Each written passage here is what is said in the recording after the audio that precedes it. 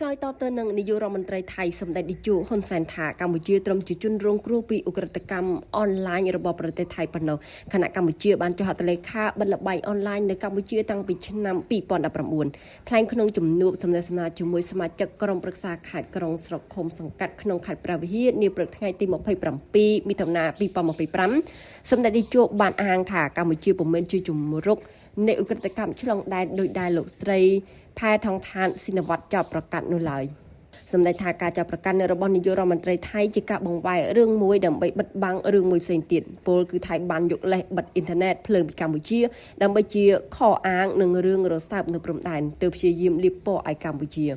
ជាស្ដែងប្រទេសថៃទៅវិញនោះទេទើបជាមជ្ឈមណ្ឌលឧក្រិដ្ឋកម្មឆ្លងដែនធំប្រចាំអាស៊ានហ៊ានលើកឡើងយ៉ាងដូចនេះព្រោះកម្ពុជាគ្មានជើងហោះហើរលើអាកាសបានឆ្ងាយដោយប្រទេសថៃនោះទេខណៈប្រទេសថៃមានជើងហោះហើរឆ្ងាយពីបរទេសមកផ្ទាល់ហើយបងធំឧក្រិដ្ឋកម្មអនឡាញទាំងនោះអាចធ្វើសកម្មភាពបានក៏ដោយសារមានការសម្រួលពីអ្នកមានអំណាចនៅថៃផងដែរ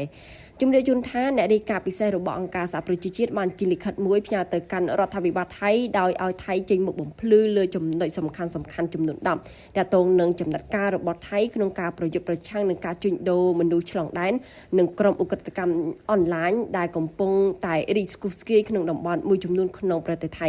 ជាមួយគ្នាសម្ដេចបានបញ្ជាក់ដែរថាការលុបបំបាត់ល្បែងអនឡាញប្រទេសមួយមិនអាចធ្វើតែឯងបាននោះទេគឺទាមទារមានការសហការពីប្រទេសក្បែរខាងឬពាក់ព័ន្ធហើយកម្ពុជាក៏បានត្រៀមខ្លួនរួចជាស្រេចក្នុងការចូលរួមសហការក្នុងកិច្ចការទាំងអស់នេះ